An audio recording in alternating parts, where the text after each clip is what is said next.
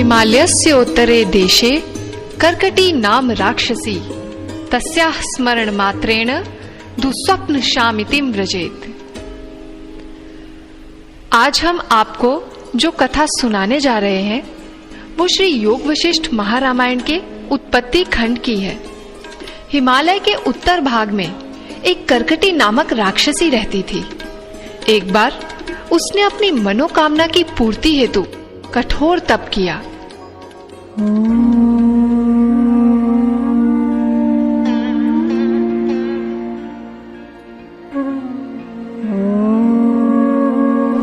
उसके तप से प्रसन्न होकर ब्रह्मा जी प्रकट हुए। आंखें खोलो पुत्री। प्रणाम भगवान। मैं तुम्हारी तपस्या से प्रसन्न हूँ, वरम ब्रूयात।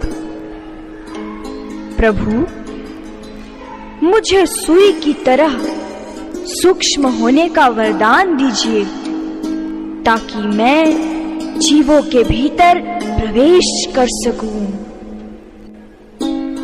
तथास्तु। राक्षसी ने सूक्ष्म शरीर से जीवों के भीतर प्रवेश कर उनको पीड़ा पहुंचानी प्रारंभ की। उसे राक्षसोचित आनंद तो बहुत मिला, परंतु उसे संतोष नहीं हुआ। आखिरकार उसने फिर तपस्या शुरू की। वह 7000 वर्षों तक तप करती रही। तप के प्रभाव से उसका अंतःकरण शुद्ध हुआ और वासनाओं का नाश हुआ। मैं तुमसे प्रसन्न हूँ पुत्री। मैं तुम्हें वरदान देता हूँ कि तुम पूर्ववत हो जाओ और आहार के रूप में पापी जीवों का भक्षण करो। प्रणाम भगवान। कर्कटी पुनः समाधि में बैठ जाती है और सूर्यदेव की आकाशवाणी होती है। हे कर्कटी, तू जाकर मूढ़ जीवों का भोजन कर, जिससे उनका कल्याण होगा। मूढ़ों का उद्धार करना भी संतों का स्वभाव है।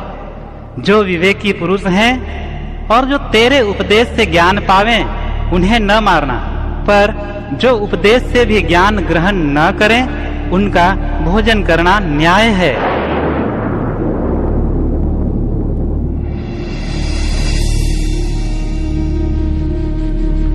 फिर कर्कटी हिमालय के शिखर से उतरकर किरात राज्य में पहुंची। वहां 2 मनुष्यों को विचरण करता देख वो पापी है या पुण्यात्मा, ये परखने के लिए कर्कटी उनके सामने पहुंची। अरे शूद्र कीड़ों, तुम कौन हो? तुम अब मेरा आहार बनोगे। हे महाराक्षसी, तुम कौन हो? यह तुम्हारा अत्यंत कोप किस लिए है? हमें डराने का प्रयास मत करो। मैं राक्षसी हूँ, भूखी हूँ। मेरे प्रश्नों का उत्तर दे सके तो मैं तुम्हें छोड़ दूंगी, वरना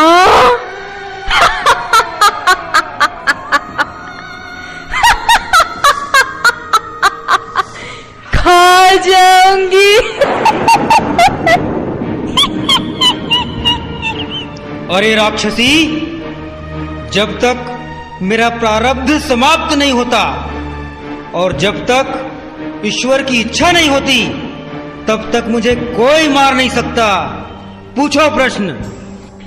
ठीक है, तो ये रहा मेरा पहला प्रश्न। वो कौन सा अणु है जिससे अनेक प्रकार हुए हैं तथा एक के अनेक नाम है? और वह कौन अणु है जिसमें अनेक ब्रह्मांड उत्पन्न होकर लीन हो जाते हैं? जैसे समुद्र में अनेक बुलबुले प्रकट होकर लीन हो जाते हैं।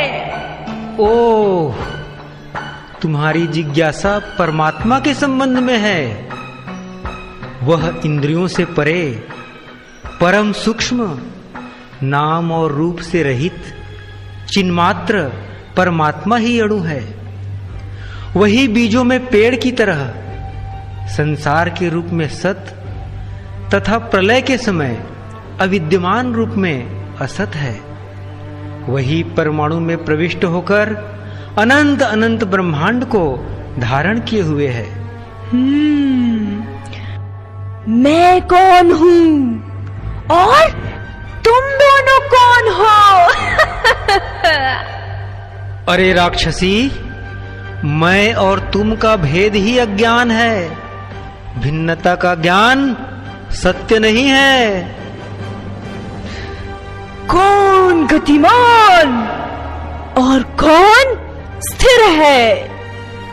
हे राक्षसी, जो देश और काल से परे एक रस हर जगह व्यापक है, उसमें गति कैसी? गति की कल्पना भ्रम है। कौन चेतन होकर भी पत्थर की तरह जड़ है?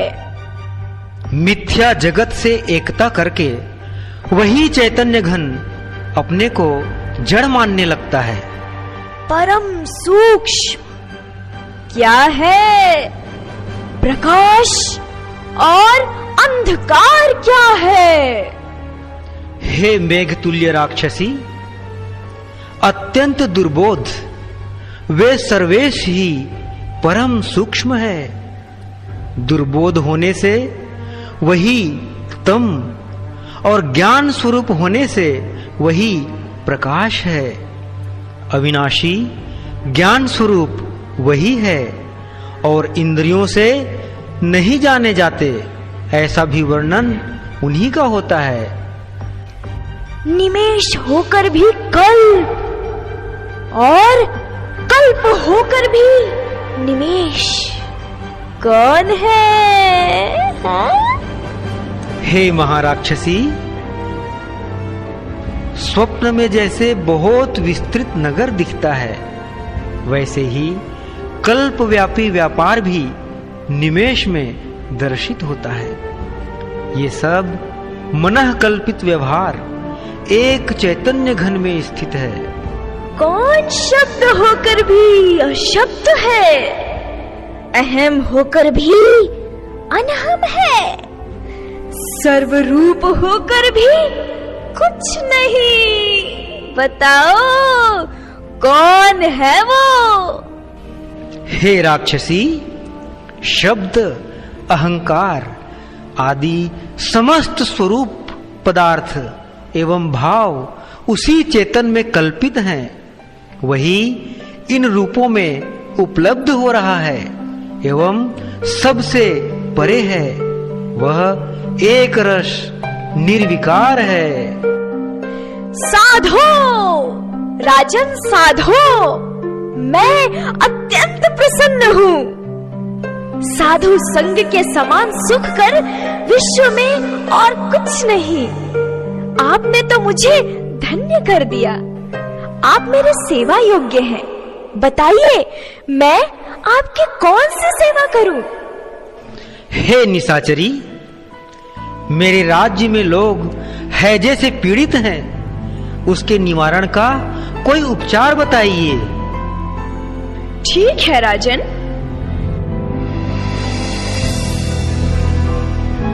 करकटी ने राजा को रोग निवारण मंत्र प्रदान किया। हे ज्ञान स्वरूपा, आप मेरी गुरु हुई हैं।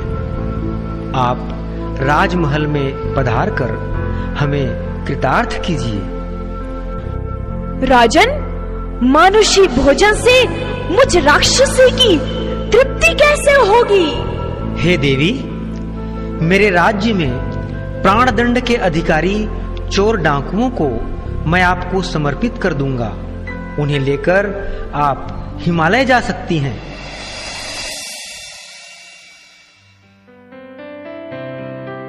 राजा ने एक गुफा में उसकी मूर्ति स्थापित कर दी। इस मूर्ति की पूजा करने वालों की भी हैजे रोग से रक्षा होती रही।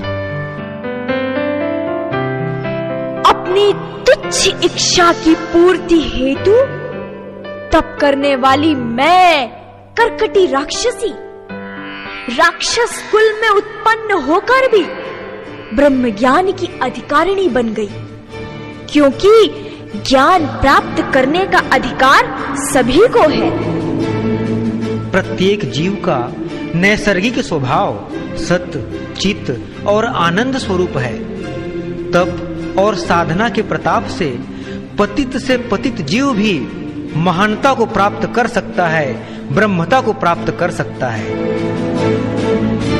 अतः अपने दीनहीन विचारों को त्याग कर गुरुदेव द्वारा बताए गए मार्ग पर दृढ़ता से आगे बढ़कर मनुष्य जन्म के एकमात्र लक्ष्य को प्राप्त कर बोधवान बने।